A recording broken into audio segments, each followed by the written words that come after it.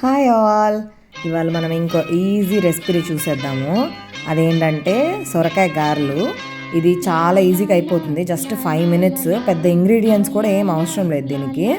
ఒక సొరకాయ, కొంచెం బియ్యం పిండి, ఇంకా ఒక 2 ఆనియన్స్, ఒక 2 పచ్చిమిర్చి ఉంటే సరిపోతుంది. చాలా ఈజీగా అయిపోతుంది ఈ రెసిపీ. బ్యాచిలర్స్ కూడా చాలా ఈజీగా చేసేసుకోవచ్చు ఇది.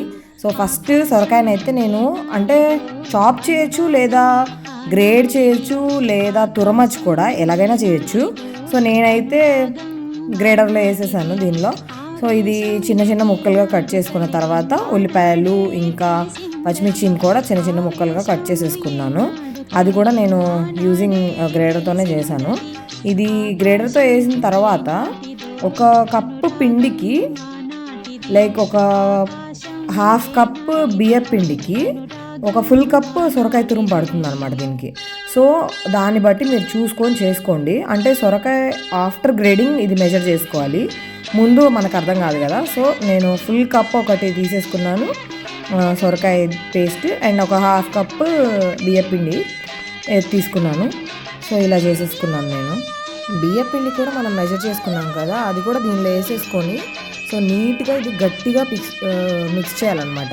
ఎందుకంటే ఆ ప్రెషర్తోనే ఇది గారెపిండిలాగా అవుతుంది. ఎందుకంటే వాటర్ ఇవన్నీ మనం ఏం యూజ్ చేయము నార్మల్ గారెపిండిలాగా. జనరల్గా నార్మల్ గారెపిండికి మనం ఏం చేస్తాము, మినపప్పు అది నానబెట్టుకోవాలి కదా, దానికి చాలా టైం పడుతుంది. ఇదైతే జస్ట్ 10 minutesలో అయిపోతుంది.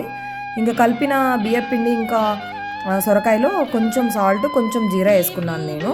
ఉంటే కొంచెం కొత్తిమీర, కొంచెం కరివేపాకు అన్నీ కూడా వేసుకోవచ్చు.